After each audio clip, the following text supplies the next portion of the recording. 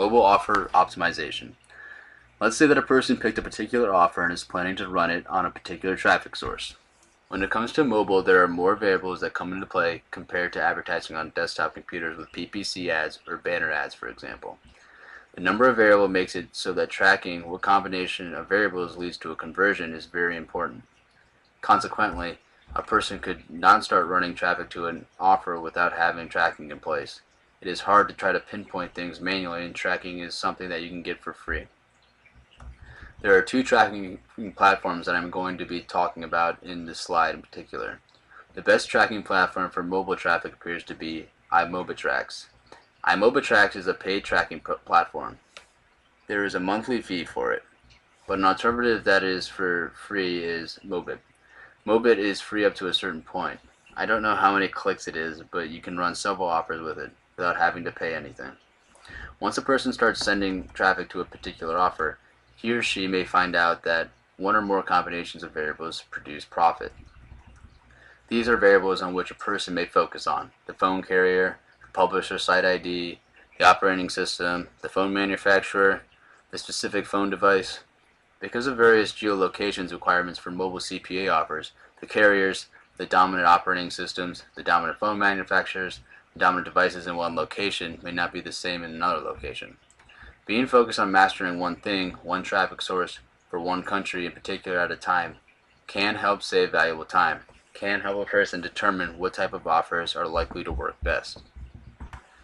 If you are running an offer in the US, for example, you may end up finding out that particular carriers that are working are AT&T and perhaps T-Mobile and Sprint. But if we have an offer that is running in Italy, there we might find out that working carriers are the carriers called Wind and Vodafone. It is different, and the fact that everything may not be the same is something that should be noted as well.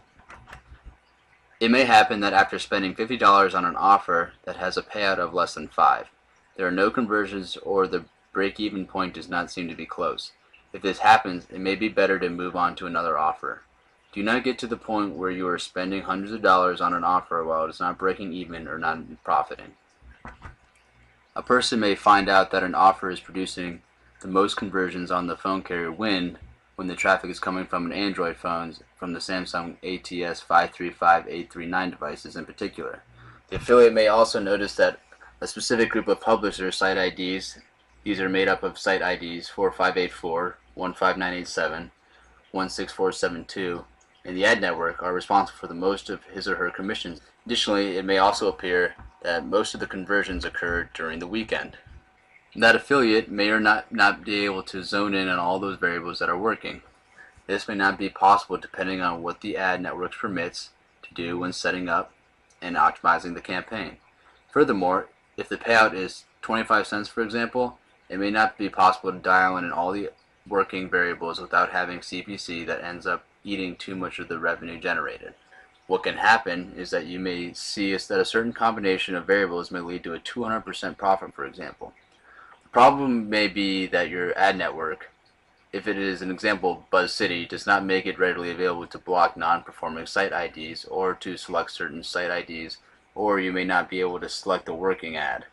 The ad network basically may not even make it possible to zone in on all of those variables that are working. Another situation is that even if you are working with an ad network that was actually permitting you to do all of this, each time you add a new targeting option, you may be increasing your CPC. If the payout of the offer is too low, the CPC may increase too much.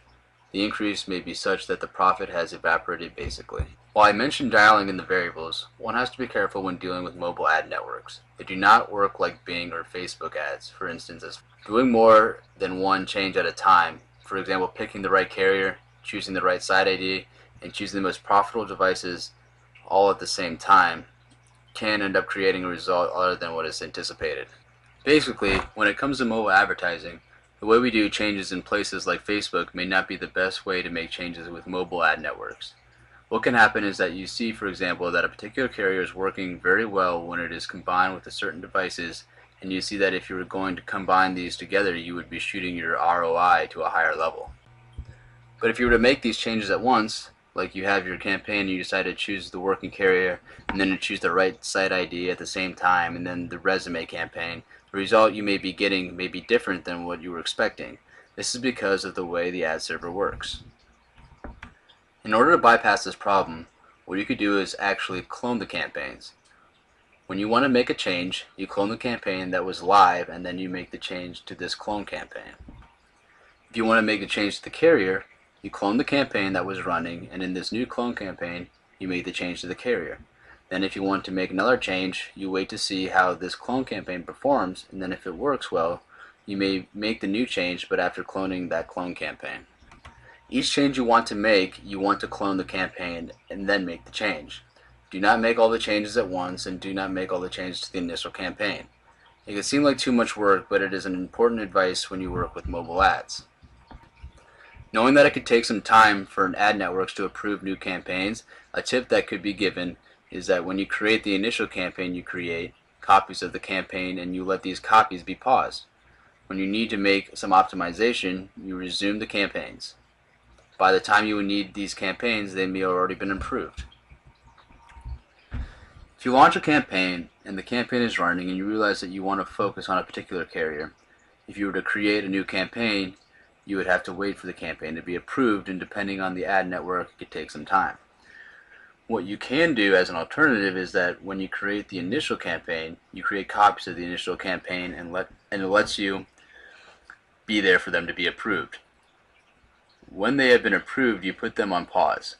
When you need them, you resume them after you have made the changes you want to make. As I was explaining, let's say you know that you have to optimize your campaigns later, so you create 5 copies of the initial campaign right after you've created the campaign you want to run. Keep these copies paused, and when you have enough data to further optimize, you could use one of the copies.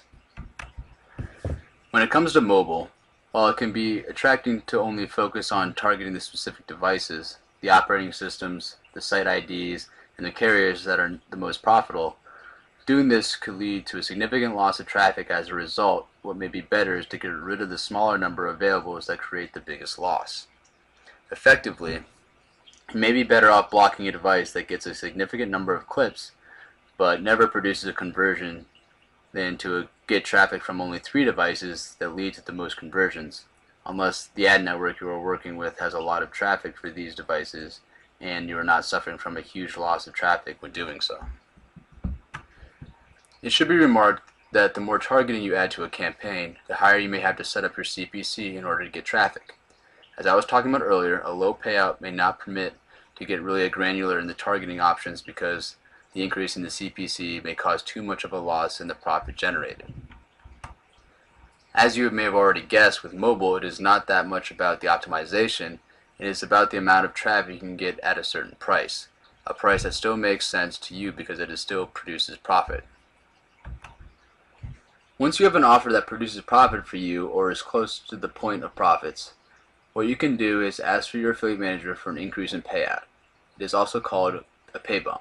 So this can help you gain more without having to change anything in your ad network. So if you are being paid 25 cents per conversion, if your affiliate manager increases your payout, you are earning more.